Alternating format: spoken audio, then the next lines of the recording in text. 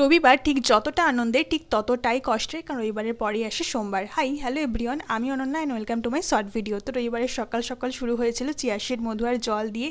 আর রবিবার এই একটা দিন যদি স্পেশাল কিছু না খাই তো মনটা কেমন খারাপ হয়ে যায়। তো শুরু হয়েছিল চাউমিন দিয়ে, কিন্তু যেটা আমার খুব একটা পছন্দের নয়। আমার প্লেটে যতটা চাউমিন দেখলে তার 4 ভাগের 1 ভাগ মাত্র আমি খেয়েছি। আর পশ্চিমবঙ্গের যতই গরম পড়ুক না কেন, বাঙালির কিন্তু চা অল টাইম ফেভারিট।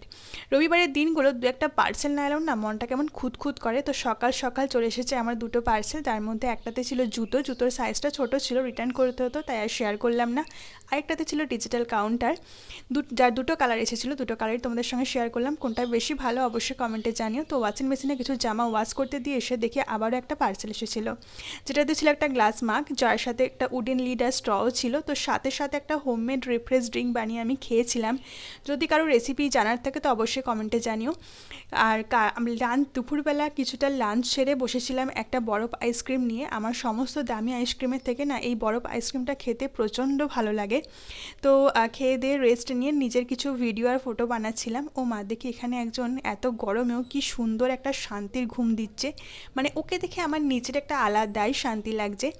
আর আমাদের বাগানের সব থেকে ছোটো গাছটা তোমাদের সঙ্গে শেয়ার করলাম, যার পাতাগুলো খুব ছোট্ট আর ফুলগুলো খুব ছোট্ট হয়, কিন্তু ফুলের রঙটা এতটা মিষ্টি।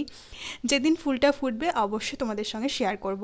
আর আমাদের বাড়ির একদম সামনেই কিন্তু আমাদের মন্দির, যেখানে মা শীতলার পুজো, তো সেই উপলক্ষেই চলছিল প্যান্ডেল। বিকালে খেজুর আর আপেল খেয়ে নিজের জন্য বানিয়েছিলাম পাস্তা খাবার পর আবারও সেই রীতিমতো খেয়েছিলাম চা।